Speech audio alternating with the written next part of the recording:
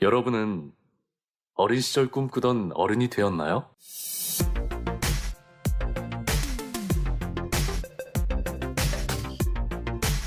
우리 아이들의 꿈을 지키고 싶습니다. 학부모를 위한 진로 레시피 시작합니다.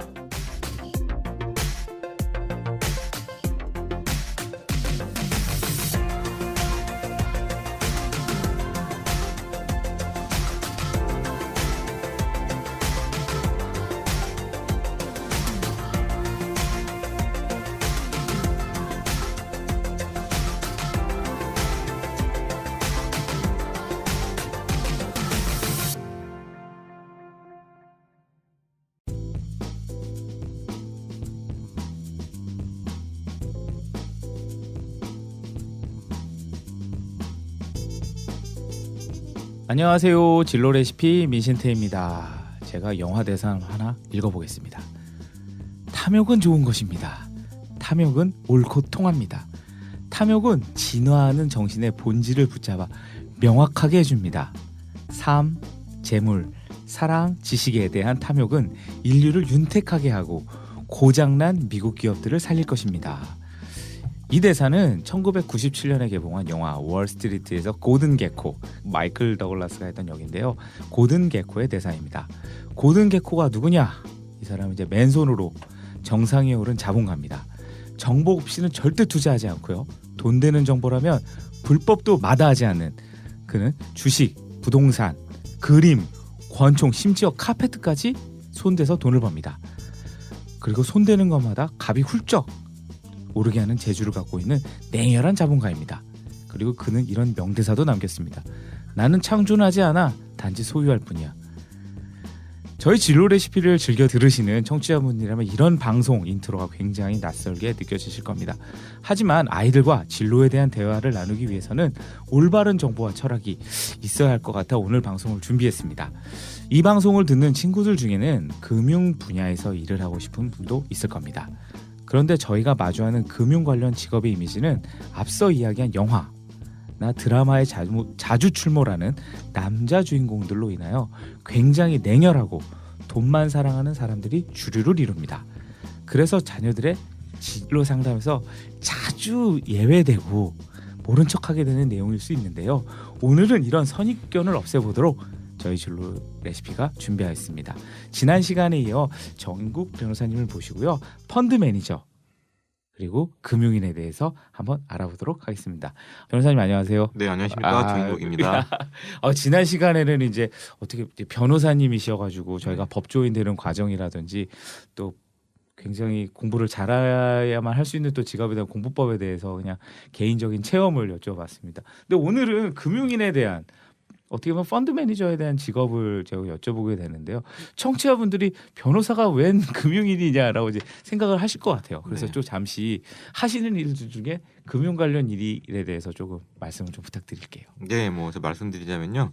제가 변호사로 지금 11년째 일을 하고 있는데 다만 외도라기보다는 제가 금융 관련 쪽 일을 많이 하고 있습니다. 금융 관련 법률 자문 업무를 많이 하다 보니까 이 분야에 좀 경험도 쌓이고 관심도 많고 하다 보니까 제가 사모펀드 쪽으로 운영 업무 쪽 일을 하고 있습니다.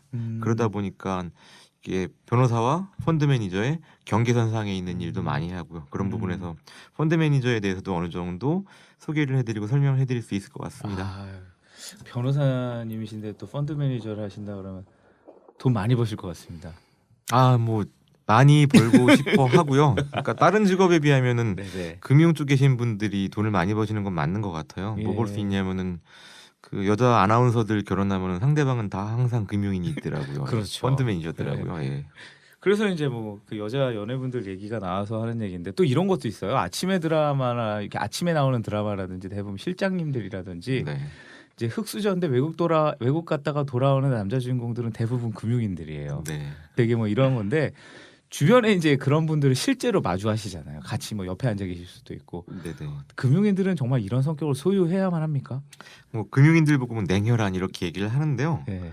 그 냉혈한 그러면은 돈을 벌기 위해서는 수단과 방법을 가리지 않는다. 네네네. 이런 이미지인 것 같은데 사실 그 이미지라는 게 어느 날 하루아침에 만들어지는 것도 아니고 또 이미지가 괜히 생기는 것도 아니거든요. 뭐라? 그런 부분이 어느 정도는 맞는 것 같아요. 그렇죠. 이게 왜 그러냐면은 뭐 식당을 한다 그러면은 손님들이랑 항상 얼굴을 보고 얘기를 해야 되잖아요. 그 선생님들 같은 경우 학생들 얼굴 봐야 되고, 근데 금융인들 같은 경우에는 직접 모니터를 보죠. 사람을 본다기보다는 모니터를 통해서 숫자를 보고 통계를 보는 일이 더 많거든요. 그러다 보니까 직접 사람 대면 접촉하고 하는 일이 없다 보니까 그 뭐 감정이라든지 이런 부분에 대해서 휘둘리지 않는 부분도 있을 것 같고요. 숫자 위주로 보다 보니까 그런 부분에서 냉혈한 인정사정도 없다 이런 이미지가 생긴 것 같습니다. 그래도 한편으로 저는 이런 것도 생각해요. 이제 뭐 이제 펀드 얘기는 이제 좀 이따 할 건데 주식 같은 경우에도 샀다가 숫자가 딱 변하면 그냥 마음 변해서 확 파는 거잖아요. 그렇죠. 근데 그거를 그러니까 저도 이렇게 보면 그러니까 그렇게 투자 좀 크게 하시는 분들은 저도 이제 뵌 적은 없는데 이제 그런 상상을 했었어요. 와 사람도 저렇게 자를 수 있겠구나. 그런 생각을 하는데 제 생각에 맞을 수도 있네.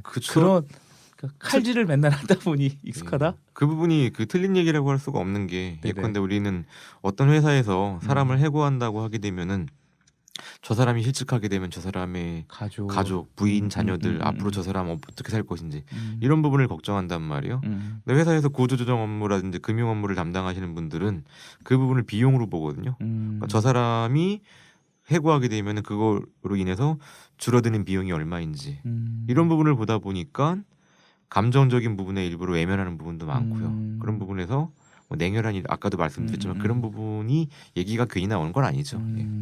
그럼 이제 오늘은 이제 금융 부분에서 이제 펀드 매니저를 이야기를 나누게 됐는데 그 펀드에 대해서 아마 이제 학부모님들 중에 모르시는 분도 있으니까 잠시 좀 짧게 설명을 좀 부탁드리겠습니다. 뭐 펀드라는 말을 그냥 단순하게 번역을 하면 기금 이 정도의 의미를 갖고 있거든요. 그러니까 어떤 사람들이 투자를 하고 싶어요. 투자를 하고 싶은데 직접 투자를 할 자신이 없으니까 투자를 잘하는 사람한테 돈을 줍니다. 그럼 그 사람이 여기저기서 돈을 모아가지고 큰 돈을 만든 다음에요. 투자 대상을 찾고 투자를 하고 수익이 나면 그 벌어들인 이익을 그 펀드에 투자한 사람들한테 나눠주는 분배하는 이런 구조죠. 이걸 펀드라고 얘기를 하는 것이고요. 그러면 이제 그게 어떤 규모나 이런 것도 종류도 되게 다양할 것 같은데 어떻습니까? 예, 뭐 약간 전문적인 얘기일 수 있는데 크게는 사모펀드랑 공모펀드로 나눠집니다. 사모는 사적으로 모은다 그래가지고요. 불특정 다수인이 아니라 큰 손들, 뭐 기관 투자자 이런 사람들부터 뭐 적어도 수억, 수십억, 수백억, 수천억까지. 이렇게 하는 게 사모고요. 공모는 공적으로 모은다 그래서요. 그러니까 불특정 다수인으로부터 모은다고 생각하시면 돼요. 그러니까 우리 같은 개미들 있죠. 개미들이 매달 얼마씩 불입한다. 그렇죠. 이런 부분은 공적으로 모으는 걸 공모펀드라고 하고요. 이런 부분은 개미, 불특정 다수인이 들어가기 때문에 금융기관의 규제가 아주 심합니다. 하지만 사모는 큰 손들로부터만 모을 수 있기 때문에 금융당국이 그렇게 많이 규제를 하지 않죠. 그러니까 그 금융 당국이 안 하긴 하지만 그 돈 넣으신 분들에게는 크게 규제를 당할 것 같아요.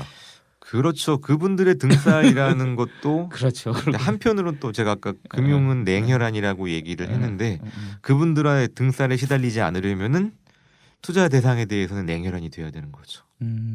그러니까 장단점이 있네요.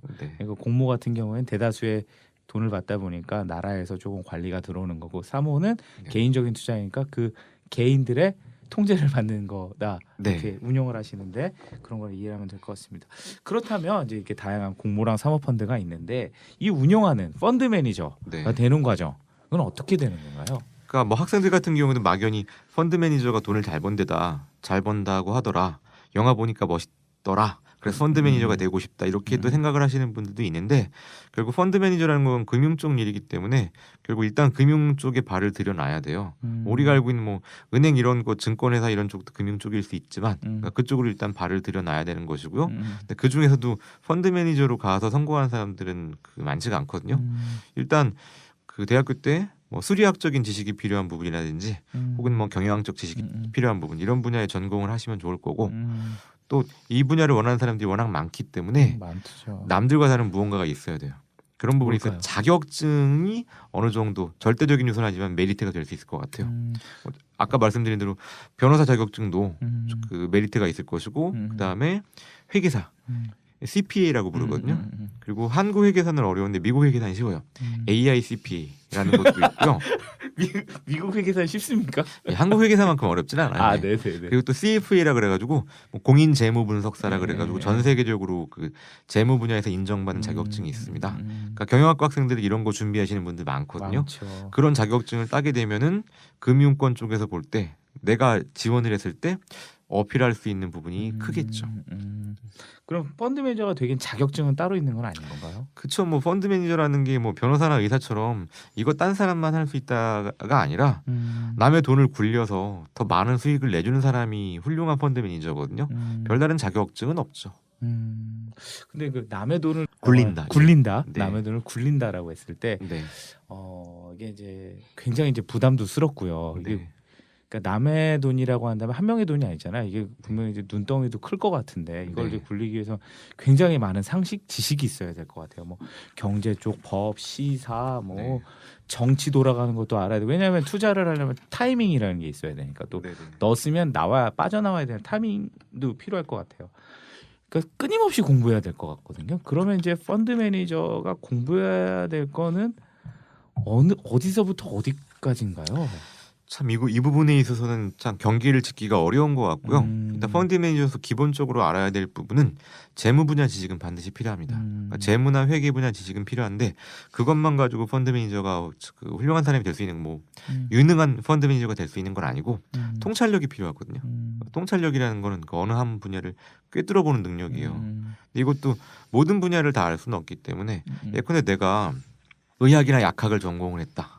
그럼 우리가 흔히 얘기하는 의료라든지 이런 분야에 기업에 투자하는 펀드 매니저가 될 수 있을 것이고 내가 IT를 전공을 했다. 그럼 내가 IT 분야에 투자하는 펀드 매니저가 될 수 있을 것이고 그러니까 본인이 관심 있고 잘하는 분야에 있어서 그 분야에 투자할 수 있는 펀드 매니저가 된다. 뭐 이런 부분에서 본인의 전공이 유리할 수 있을 것 같고요. 또 뭐 계속 공부를 해야 되는데 사람이 그 무언가를 정보를 안다는 게 직접 경험이 있고 간접 경험이 있잖아요. 근데 직접 경험으로 하는 건 사실 한계가 있죠. 간접 경험이 중요한데 결국 이거는 책을 통해서 얻는다던가 사람을 통해서 얻는 거거든요. 저 같은 경우도 항상 그 일주일에 한두 번 정도는 그 서점에 가서 내가 관심 있는 분야에 무슨 책이 나왔는지 계속 업데이트 하려고 하고요. 또 사람 만나는 게 되게 중요한 것 같아요. 이 책으로 얻는 정보랑 다르게 사람한테 얻는 정보가 누군가가 그 분야에 있는 분이 한두 마디를 탁 던지면은요. 이게 엄청난 본질을 꿰뚫는 경우가 많거든요. 그래서 저는 간접 경험을 책 많이 보고 사람 많이 만나고 이런 방법 공부가 중요할 것 같습니다. 근데 지금 피디님 같은 경우에도 제가 만나 뵙기 전에는 팟캐스트가 뭔지 이런 분야를 아예 모르고 있었단 말이에요. 만나 뵙고 보니까 어떤 부분이 설명해 주시고 그렇게 얻을 수 있는 내용도 많은 거죠. 그러면 이제 뭐라 그럴까 펀드 매니저라는 직업이 어떻게 보면 그 명함을 가지신 그러니까 펀드 매니저라는 명함은 저도 많이 받아봤어요. 근데 실제로 운영하시는 분은 제가 지금 변호사님 처음 뵙는 것 같거든요. 이제 그렇게 하다 보니까 근데 꿈꾸는 청소년들은 생각보다 많아요. 네. 그러다 보니 이제 변호사님 같은 분한테 이제 막 질문들 많이 들어오고 뭐 어떻게 하면 되는 거예요? 이제 뭐라 그럴까 상담도 많이 들어올 것 같아요. 이제 대학교에서 강의도 하시니까 보면 이제 그런 청소년들이나 학생들에게 어떤 조언 해주세요? 뭐 그만 생각보다 힘들어라고 얘기를 해주시는지 뭐 이런 어떤 것들 얘기해 주시 궁금합니다. 일단 열심히 하는 사람은 즐기는 사람을 이길 수가 없거든요. 그러니까 본인이 돈이라든지 뭐 나쁜 의미의 돈이 아니라 돈이라든지 경제, 기업 이런 부분에 계속 관심을 가지는 게 중요한 것 같아요. 보면은 요새 정보 정말 많잖아요. 그러니까 뭐 신문 봐도 좋고 뭐 뉴스 봐도 좋고 그런 부분에서 경제에 대한 관심 많이 가지는 게 중요할 것 같고요. 또 아까 말했지만 사람을 통한 경험이 되게 중요한 것 같거든요. 근데 보면은 뭐 대학생들이라고 중에서도 어느 한 분야에 대해서 뭐 아까도 얘기했지만 오타쿠라든지 한 분야에 대해서 정통하고 있는 분들이 많아요. 학생들도 그러니까 그런 사람들 만나서 그 내가 그 접하지 못했던 지식을 접해보고 지식의 양을 늘리고 이런 부분 중요할 것 같습니다. 결국 하고 싶은 말은요. 경제에 대한 관심 가져라. 그리고 다양한 분야의 사람을 만나서 다양한 간접 경험을 해라. 이게 중요한 것 같습니다. 그러면 이제 경제에 대한 얘기를 하셨는데요. 그러니까 보통 경제가 요즘 이런 것 같아요. 이렇게 뭐 저희 방송을 좀 연배가 있으신 학부모님들이 이제 한다고 치고요. 보통 술자리에서 먼저 안부 얘기를 하고요. 그 다음에 이제 사는 얘기를 하고 그 다음에 이제 정치 얘기로 들어갑니다. 보통 술자리 이제 1, 2, 3가 이제 그때 이제 입을 닫거나 뭐 야구나 이런 쪽으로 이제 소재를 돌리려고 하는 아주 착한 친구들이 있고요. 네. 끝까지 이제 정치 얘기를 하는거나 이제 뭐 누구 막 욕을 하는 경우인데 이때 언제나 좌중을 압도하는 건 경제 얘기입니다. 돈 문제지. 그렇죠. 예, 돈 얘기. 이렇게 하면서 갑자기 다들 집중을 합니다. 근데 언제나 한 명이에요. 그거는 경제 공부하는 걸 어른들도 잘 모릅니다. 대부분 뭐 아주 그냥 파편적으로 하는 거죠. 뭐 어디가 뭐 오른데 뭐라든지 뭐 그리고 뭐 유가가 오른데 그게 나랑 무슨 상관인데 뭐 이렇게 되는 건데 어떻게 경제를 뚫어보는 그러니까 예를 들자면 뭐 유가가 내리고 있어 이게 무슨 뜻일까? 이번에 뭐 철강도 이렇게 어떻게 보면 산업과 경제를 연결하면서 미래를 보는 능력이 경제를 공부하는 이유인 것 같은데 네. 펀드 매니저이시기도 하니까 네. 운영하시기도 하니까 이런 거를 좀 쉽게 공부할 수 있는 학부모님들을 위한 어떤 압도하는 팁 좀 있을까요? 사실 솔직히 말씀드리면 그런 전반적인 거를 모두 아우르는 내용을 제가 모릅니다. 아. 제가 모르는 부분이고요. 이거는 네네네. 뭐 저뿐만 아니라 어느 누구도 마찬가지일 것 같고 네네. 근데 이렇게 공부하는 방법이라는 건 뭐 아까도 말씀드렸지만 경제 관련 시사 이슈에 관심 많이 가지고 저는 그거보다는 그 해당 분야의 사람을 만나는 게 되게 좋더라고요. 근데 뭐 제가 뭐 요새 관심을 가지는 거는 뭐 제가 주로 관심 가지는 건 주식과 부동산이거든요. 근데 그동안 주식에 관심이 많다가 요새 부동산에 관심이 많이 옮겨왔어요. 아 그랬어요? 예. 아, 근데 부동산이라는 게 음. 이 부분을 제가 그동안 해본 적이 없다 보니까 잘 모르겠더라고요. 근데 그 분야에서 관심이 많은 분, 뭐 공인중개사가 아니라 그렇죠. 예, 실제로 투자 많이 하셨던 예, 투자 많이 하셨던 분들, 아니면은 건물을 갖고 계신 분들, 혹은 뭐 땅을 보러 알아다니는 분들 이런 분들과 얘기를 하면 그 과정에서 얻는 게 많거든요. 네네네. 그러니까 결국 공부라는 게 뭐 이게 무슨 고시 공부하는 것처럼 하는 것도 아니잖아요. 근데 그 해당 분야에 대해서 많이 알고 계신 분들을 만나서 얘기를 들어보는 거. 그러다 보면 내가 어떤 분야를 공부해야 될까 이게 잡히게 되더라고요. 그런 부분이 중요한 것 같습니다. 아, 예컨대 제 친구가 그러더라고요. 제 친구 같은 경우 부동산으로 돈을 많이 번 친구가 있는데 어느 부동산을 어떤 상가를 사야지 돈을 많이 벌 수 있냐 물어봤더니 길거리 지나가다가 불법 노점상이 많은 지역에 관심을 가지라고 하더라고요. 이건 책이 없는 꿀팁이네요. 예, 그 이유가 뭐냐면은 이건 꿀팁입니다, 예. 여러분. 예, 불법 노점상이 많다라는 거는 그만큼 유동 인구가 많고 거기서 물건을 사고 뭐 노점상이라는 게 물건을 살 수도 있고 뭐 음식을 먹을 수도 있고요. 그런 사람들이 많다는 얘기거든요. 진짜 이건 인사이트가 있는 예, 단어가 후져서 그렇지 진짜 인사이트 있는. 맞습니다. 예. 그런데 그런 말을 해주는 친구가 저한테 되게 도움이 됐어요. 그러니까 그렇게 주변에서 이렇게 귀를 열어두시면 들을 수 있는 얘기가 많습니다. 오늘 참 펀드 매니저 하시는 변호사님 모시고 이야기를 하는데 정말 살아있는 꿀팁. 제가 다시 이야기하지 않겠습니다. 꼭 다시 들어보시고요. 통찰력 있는 정보를 얻기 위해서 사람을 많이 만나라. 네. 그리고 하지만 나는 일주일에 한 번은 책을 본다라고 이제 변호사님 얘기하셨습니다. 꼭 한번 귀 기울여서 변호사님 하셨던 네. 말씀 다만 말씀드리면 네네. 일주일에 한 권씩 책을 읽는다는 게 아니라 서점에 일주일에 가세요? 한 번씩 서점에 가서 어느 분야에 어떤 책이 나왔다. 제가 그럼 정정해 주셔서 너무 예, 감사합니다. 그럼 이 분야의 이 부분이 최근에 떠오르는 주제다. 아. 이런 걸 캐치해야 될 필요가 있다는 얘기죠. 예. 그리고 펀드 매니저이신 변호사님도 경제 전반을 다 꿰뚫고 있지는 않다. 하지만 정보를 얻기 위해서 계속해서 사람을 만나고 그 사람을 통해서 인사이트 있는 정보를 얻는 게 굉장히 중요하다라는 변호사님 말씀 너무나 감사드립니다. 펀드 매니저가 텔레비에서만 나오는 멋있는 연예인들의 직업이 아니라 여러분들의 직업이 될 수도 있을 것 같습니다. 많이들 희망 가지시고요.